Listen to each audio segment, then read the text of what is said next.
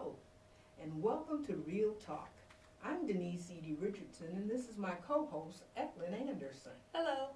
Here on Real Talk, we focus on family, health, community, restoration, and church, giving real solutions from the Word for very real problems.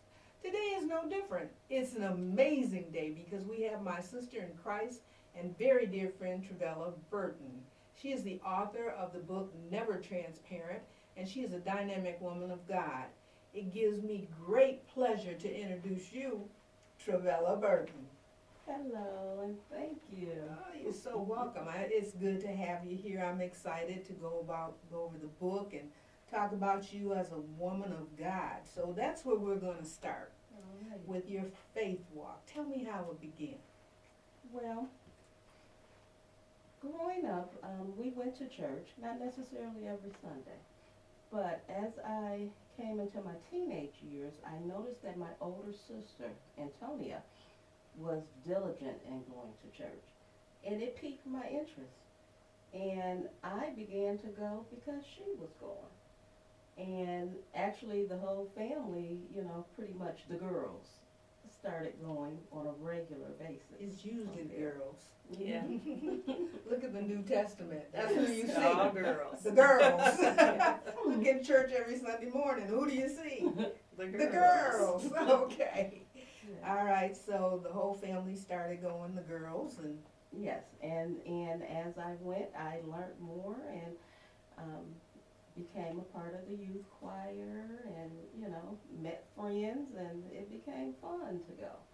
Mm-hmm. And as I matured, went off to college and started developing my own real relationship with the Lord, and that it was sealed at that point. And what did that feel like? What was there a change? What did it feel like? Well, it felt real.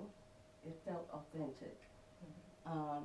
And in my first few years of college, actually, that's when my mom became ill. And one thing I knew was I needed the Lord during that time. Absolutely. She had breast cancer. She ended up passing from breast cancer. And I just had to stick it out and stick to that relationship with the Lord. All right, it's a wonderful thing to have a covering, isn't it? Definitely. Definitely. Okay, so let's get into this book. Tell me about the title. The title of the book is Never Transparent, From Separation to Reconciliation. Now, the reason I named the book Never Transparent is because I am truly never transparent. In life, I have my inner circle, and that's who I pretty much deal and share with. And at the point when I knew I needed to write the book, I said, okay, the name of the book will be Never Transparent, because I'm actually going to be transparent in this book. Okay. And if I'm going to write it, I need to be real. And I think you were. Yeah, extremely real. Absolutely. Yeah, you were, because when I noticed that you said never transparent, I was thinking throughout the whole book, you were absolutely an open book throughout the whole book. So there's a certain irony in your title. Definitely. Yeah, definitely. Okay, it starts out talking about the house in Belleville. Yes. Can you tell me what that house symbolized for you during different stages of your marriage and when you lived there? Okay. Well, at the point when our family had grown, we had 2 boys and a girl. We were living in a 2-bedroom home that we owned, and it was just time for an upgrade. Saw a commercial on TV about homes being built in Belleville. I went out myself, looked at the home, grabbed my husband, said, please come look at these homes. We chose the same model, and the process began to have it built. One of the most precious times in the building process was when we sat down to pick everything out for the home. And the builder, was asking, what do you want for your flooring? What do you want for your cabinets? And my husband said, I'm doing this for her. So whatever she chooses, that's what I want her to have. Well, it sounds like you were a queen at that moment. I was a queen. How did it feel? It felt fabulous. Okay, just bubbling over with love Yes. and joy, okay? Yes, yes. All right, And queen. so we moved into the home, brought our kids in, and it was a place of pure love. It truly was. Now, as the years progressed, we came to a place where we were really just growing apart. We were totally just growing apart. And that house that was indeed a home no longer felt like a home. It was simply a house. And over time, we were in the home 18 plus years. But those last few years, it was indeed a house, and we ended up losing the home. Okay. So that was a great tragedy to end up losing home. Correct, it was. Okay. So sometimes I read in your book where you're casting your cares on the Lord. Yes. During this process of separation, how often did you cast your cares on the Lord? Daily. It was a daily process, but as we all know that in our walk with the Lord, we'll cast our cares, but we'll pick them back up oftentimes as well. And there are no clear delineations of when you cast your care on the Lord, it's all gone and I don't have to go back to it, so long as the situation stays intact. Correct. Okay. So, a lot of times in the book you said, he left me. Yeah. He left me. And that's how I felt. Because I felt like, honestly, it's kind of like I believe it's the Gladys Knight song. Neither one of us wants to be the first to say goodbye. Mm-hmm. And he was the one who did it. So I could honestly put the blame on him. But I also talk in the book about the fact that it's not like I was like, please stay, please stay. It was at the time kind of like a relief, to be honest. Good riddance to old baggage. Well, not so much that. It was just, can I please get some peace? I need some air to breathe. Exactly. Okay. When you say peace, were you guys arguing a lot, or was it that you really weren't connecting, or, you know? We were not connecting. It was not a lot of argument because we got to a place where I don't need to argue. I don't like you, you don't like me, and it is what it is. Right, right. Yeah. So when you contrast that to the earlier years, when there was so much love, so much respect, so much joy, you had to have a sense of loss. Yes. Yeah. And talk to us about that a little bit. Well, when a relationship that you, in your mind, are thinking is going to be forever, comes to a place where it appears that it's closing, that it's ending. I say a lot in the book that, you know, I'm not an emotional woman, and I'm really not, but the reality of it is that doesn't mean I don't hurt when hurt situations happen. And that was a hurtful situation. Because even though I didn't pull the plug, you know, he said, okay, I'm going to find my own place, I'm leaving. Even though, you know, I'm not the one who did it, I still was feeling that way myself and was hoping for an out. So when did the silence start? I would say, now we left the home in 2016. I would say that there had probably been abundant silence. I know the year prior to, but I would probably say from 2013. I would give it 2013 through 2016. It just kind of got quieter and quieter. Okay. And he was better at the silence than you were. Oh no, I was much better. Really? Oh, I was much better at the silence. Who was than him. reaching out? Well, as you pointed out to me, let me say this to you, Eklund. During this process, Denise was one of my inner circle. And so she was aware of what was going on. And we would have conversations, and she would pour her wisdom into me, even when I didn't want her wisdom. But you didn't tell me that, then. No, I think you did. I think I did. Yes, yes. So yes, he was the one who was trying to do some reaching out. Yes, he did. Okay. Were you both going to the same church during your separation? My husband did not attend church on a Okay. regular basis at all. He, here and there, he would come with me and the kids to church, but he was not a consistent church boy at all. So, again, several times in the book, it's like, is he gonna come back and say, I'm sorry? Is he gonna say, you know, I want my family back? Is he gonna say something? Yeah. Because we look at the movies and we see the sitcoms, and isn't that how it goes? Somebody at the end of it come back and apologize, and everything is fine. And I wanted my validation, and I feel like that would validate me. In what way? In the way that he could admit that he was wrong and he needed me. Okay, let's talk about that. He needed me part. Yeah. Yeah. You had a need to be needed. Well, I think my ego had a need to be needed, to be able to say that. See, and he couldn't do this without me. He knew he needed to have me. He knew he messed up. Right. He knew what the real deal was Yeah. and where the real thing is. Right. Okay, gotcha.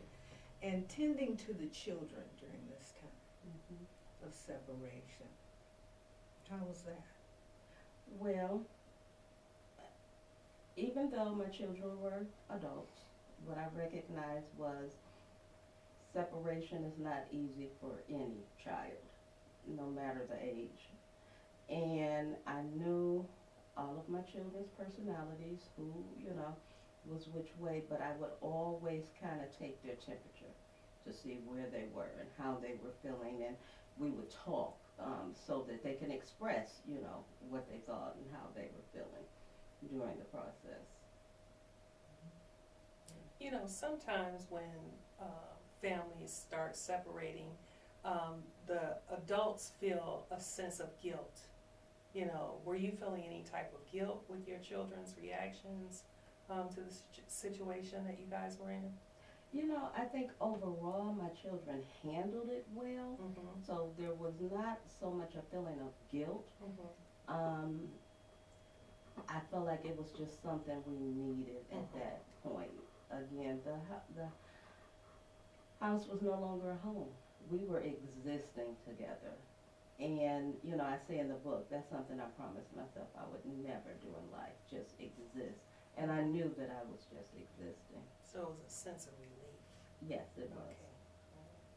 So one of the things that's really clear in your book is that your children were well loved by their father. Yes. They were well loved by you. Yes. And certainly that helped to facilitate their adjustment. Yes, it did. And on Mother's Days, they were with you. Yes.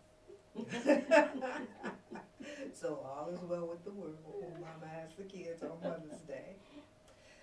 How often did you pray for Eric? I pray for Eric every day. I felt it my responsibility spiritually to do so. And so I did pray for him daily. Okay. And I see in the book where you were praying for his conversion, praying for his soul, praying for him to know the Lord in the pardon of his sins. But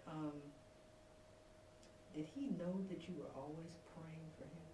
In one of the texts that I sent to him, and I think it was that text when I was like, okay, look, I'm done trying to reach out to you. You are my husband. As long as you're my husband, I will pray for you daily. So I did text and tell him that I was praying for him. How did he receive that?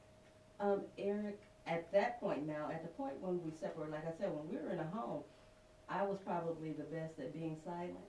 But when we separated, He would not respond to any text. Okay, now that's the silence I was talking about. Okay, yeah. That silence was for a long Yes, time. that was, yeah. Did he ever say what motivated that silence? Did he ever? Yeah, after you all came back together, did he ever mention how it was that he was able to stay silent for so long? You know what? He never honestly addressed it directly. I mean, just based on some of the things that he said indirectly. I took it that it was just part of his stubbornness, and he was angry. And he admitted that he was simply angry that things happened the way that they did. You were powerless to bring him back, and you acknowledged that I couldn't make him come back, I couldn't make him be responsive to me, I couldn't make him do anything, basically. So that care you cast upon the Lord? Yes. When I say I prayed for him daily, and you pointed out, my prayer simply was for his soul salvation. I felt like we've been in this marriage all these years. I felt that my being a representative of the Lord, there is no way, and I would say, Lord, there is no way that this man is not going to know you for himself and receive you into his heart. That is what I believed wholeheartedly. That it didn't matter whether we get back together, but his salvation mattered to me.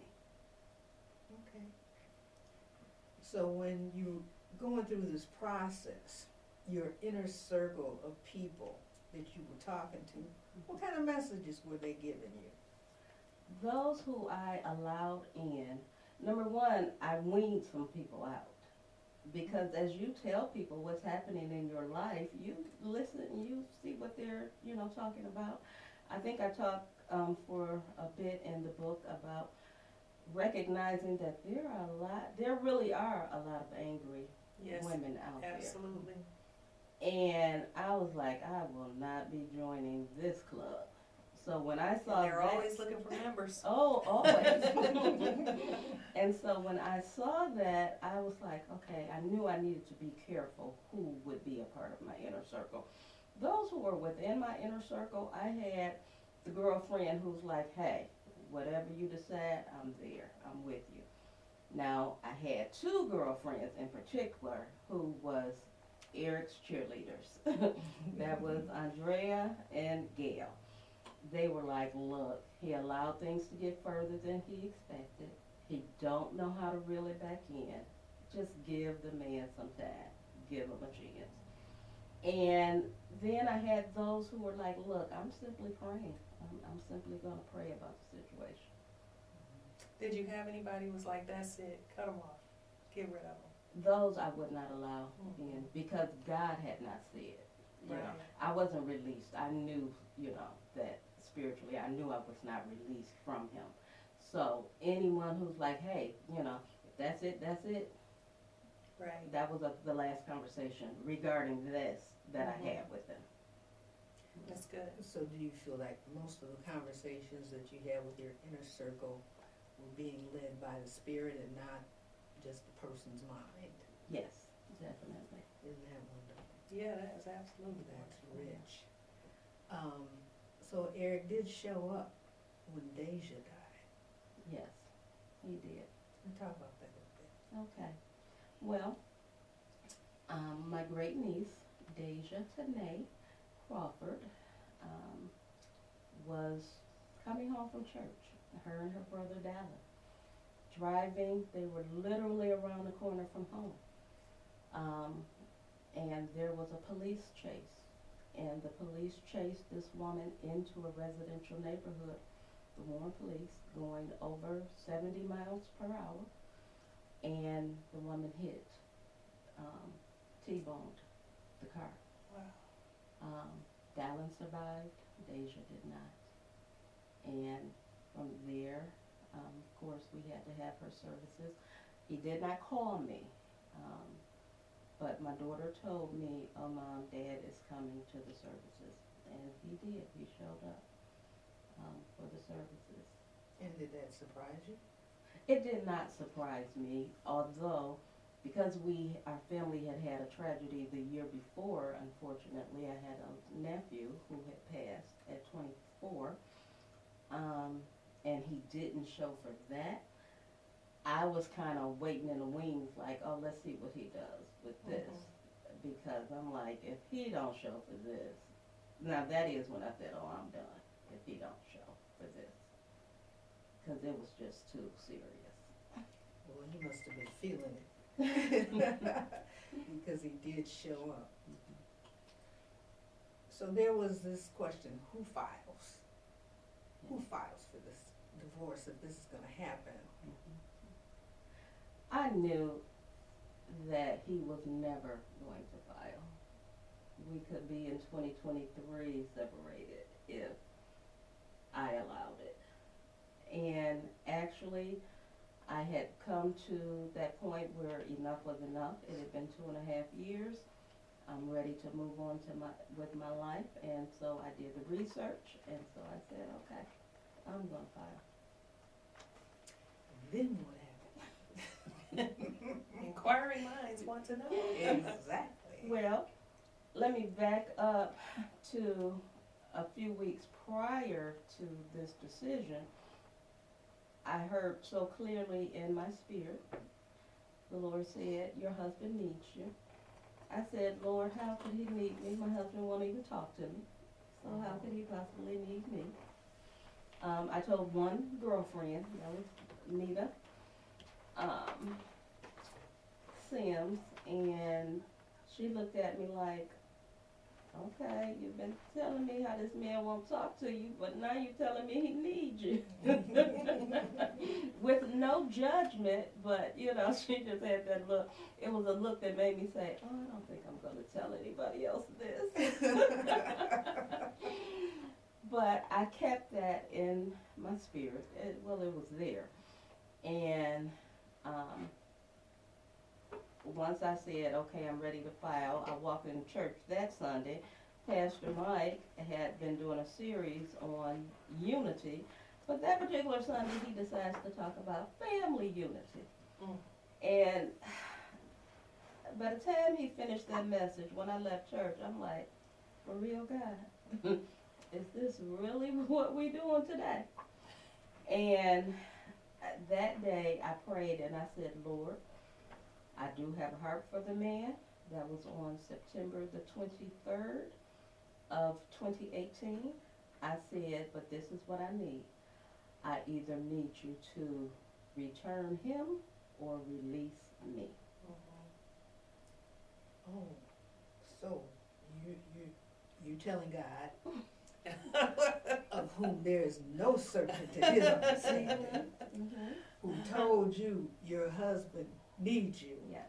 and you tell him, you know, you got either get him back here or release Let me. me go. Right. Let me go. So you gave God an ultimatum. Well, it wasn't so much an ultimatum, but I told God what I wanted. It wasn't an ultimatum, but Okay. this was, Lord, this is what I want. I either want you to return him or release me. Can you please? Okay, Father. All right. Little sugar on top. Well, That was September 23rd. On September 24th, the morning, I get a call, text actually, from my oldest son. Eric had went, he had to have a biopsy, and they felt that he had cancer.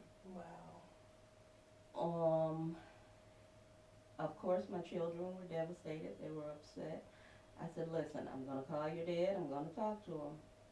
I'm going to offer help, but either he'll accept it or he won't. If he won't, all I can do is pray, because I wanted them to be clear that, you know. And they said, okay. And when I called him, he accepted the help. He needed you. As the Lord had told me. And that's what that small voice was. so when you came back to this position, I'm gonna call him, I'm gonna ask him if he wants to help. I can't help but wonder who placed that phone call, the wife, the social worker, or the saint? I believe the saint placed that phone call. The saint, I would say the saint, the wife, and the mother Okay, placed that phone Oh, call. absolutely. all right. Yeah, Yep. because I'm like, oh, this man must live. He must live. For Well, our and children. not only was That's he right. determined to live, Yeah. he determined to have another life. Yeah. Talk about that when he opened up to God. Okay. Well, I want to go through that timeline again, because again, on the 23rd, I said, Lord, either return him or release me. 24th, we get the phone call about him having cancer. When I spoke with him, I agreed to go to an appointment with him, which was on the 27th. We went to his first oncology appointment on the 27th, where he asked me if he could spend weekends with Cherie and I while he's going through chemotherapy. And I said yes, and on the 29th, he was back in my home. All right. So, For good? It turned out. It was supposed to be for the weekend, but he's been there from that day to today. tell us where we can find your book. Okay. Well, my book, Never Transparent, From Separation to Reconciliation, can be purchased on Amazon. It also is available at Barnes & Noble. Or if you are in the local area and you contact me at queendomterritories@gmail.com, I can get a copy to you. That is wonderful, and I encourage all of you to get a copy of her book. It's inspiring, and you'll learn a lot of good things. Well, folks, that's all for our show today. Thank you so much for joining us, and thank you, Travella, for sharing your message with us. Remember, earth has no sorrow that heaven cannot heal. We'll see you next week. God bless.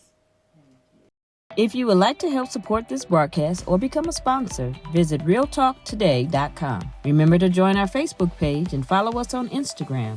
And subscribe to our YouTube channel. We would love to hear your thoughts of our show, so we look forward to hearing from you. If you're in the Ypsilanti, Michigan area and would like to be a part of our show, visit realtalktoday.com to find out how. Until next time, keep it real.